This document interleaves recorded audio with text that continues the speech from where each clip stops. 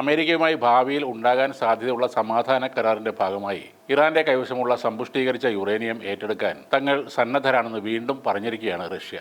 തിങ്കളാഴ്ച നടന്ന വാർത്താ സമ്മേളനത്തിലാണ് റഷ്യൻ വക്താവായ ദിമിത്രി പെസ്കോവ് ഈ കാര്യം അറിയിച്ചത്. ഫെബ്രുവരി അവസാനം ആരംഭിച്ച യുദ്ധം ആയിരക്കണക്കിന് ജീവനുകൾ കവരുകയും ആഗോള സമ്പദ് വ്യവസ്ഥയെ തകിടം മറിക്കുകയും ചെയ്തിരുന്നു. യുദ്ധം അവസാനിപ്പിക്കാൻ ലക്ഷ്യമിട്ട് ഈ കഴിഞ്ഞ വാരാന്ത്യത്തിൽ ഇറാനും അമേരിക്കയും തമ്മിൽ നടത്തിയ ചർച്ചകൾ പരാജയപ്പെട്ടതോടെയാണ് റഷ്യയുടെ ഈ നിർണായകമായ നീക്കം. ലോകത്തിലെ ഏറ്റവും വലിയ ആണവായുധ ശേഖരമുള്ള രാജ്യമായ റഷ്യ ഇറാന്റെ ആണവ ഇന്ധനം തങ്ങളുടെ രാജ്യത്ത് സൂക്ഷിക്കാമെന്ന് നേരത്തെയും വാഗ്ദാനം ചെയ്തിരുന്നു. റഷ്യൻ പ്രസിഡന്റ് പുടിൻ അമേരിക്കയോടും മറ്റ് രാജ്യങ്ങളോടും ഈ നിർദ്ദേശം മുന്നോട്ട് വെച്ചിട്ടുണ്ട്. ഈ വാഗ്ദാനം ഇപ്പോഴും നിലനിൽക്കുന്നുണ്ടെങ്കിലും ഇതുവരെ ആരും അതിനോട് അനുകൂലമായി പ്രതികരിച്ചിട്ടില്ല എന്നും മാധ്യമങ്ങളുടെ ചോദ്യത്തിന് മറുപടിയായി ദിമിത്രി പെസ്കോവ് പറഞ്ഞു. ഇറാന് നേരെയുള്ള അമേരിക്കൻ ഇസ്രയേൽ ആക്രമണങ്ങളെ തുടർന്ന് തടസ്സപ്പെട്ട ഹോർമുസ് കടലിടുക്കിൽ ഉപരോധം ഏർപ്പെടുത്തിയ അമേരിക്കൻ പ്രസിഡന്റ് ഡൊണാൾഡ് ട്രംപിന്റെ നടപടിയെയും റഷ്യ രൂക്ഷമായി വിമർശിച്ചു. ഇത്തരം നീക്കങ്ങൾ അന്താരാഷ്ട്ര വിപണിയെ ദോഷകരമായി ബാധിക്കുമെന്ന് റഷ്യ ഒരു മുന്നറിയിപ്പ് നൽകി. യുദ്ധം അവസാനിപ്പിക്കാനുള്ള നയതന്ത്ര ശ്രമങ്ങൾ തുടരുന്നതിനിടെ റഷ്യയുടെ ഈ നിലപാട് അന്താരാഷ്ട്ര തലത്തിൽ വലിയ ചർച്ചകൾക്ക്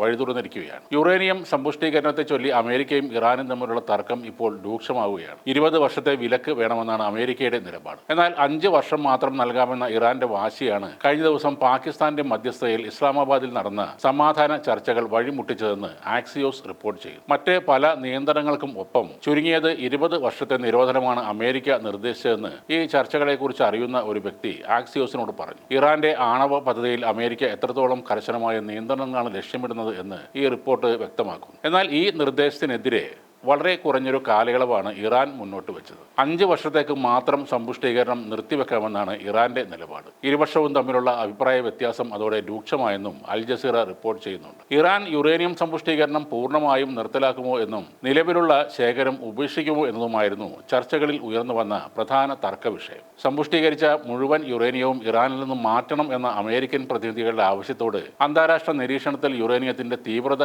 കുറയ്ക്കാം എന്നായിരുന്നു ഇറാന്റെ നിലപാട്. അതേസമയം ചർച്ചകൾ പ്രതിസന്ധിയിലായെങ്കിലും കരാറിൽ എത്താനുള്ള ശ്രമങ്ങൾ തുടരുകയാണെന്ന് ഒരു അമേരിക്കൻ ഉദ്യോഗസ്ഥൻ അറിയിച്ചു. പാകിസ്ഥാൻ, ഈജിപ്ത്, തുർക്കി എന്നീ രാജ്യങ്ങളുടെ മധ്യസ്ഥതയിൽ നടന്ന ഈ ചർച്ചകൾ ഏപ്രിൽ 21 അവസാനിക്കുന്ന വെടിനിർത്തൽ കരാറിന് മുമ്പുള്ള ഒരു വലിയ അവസരം ആയിട്ടാണ് വിലയിരുത്തപ്പെട്ടത്. ഈ അവസരത്തിലാണ് ഇറാന്റെ സമ്പുഷ്ടീകരിച്ച യുറേനിയം മുഴുവനായും തങ്ങൾ സൂക്ഷിക്കാം എന്ന നിർദ്ദേശവുമായി റഷ്യ മുന്നോട്ട് വരുന്നത്. അമേരിക്ക ഈ വിഷയത്തിൽ വിട്ടുവീഴ്ചയ്ക്ക് തയ്യാറായാൽ മേഖലയിലെ സംഘർഷങ്ങൾ അവസാനിക്കുകയും എണ്ണവില അതോടെ കുറയുകയും ചെയ്തേക്കാം.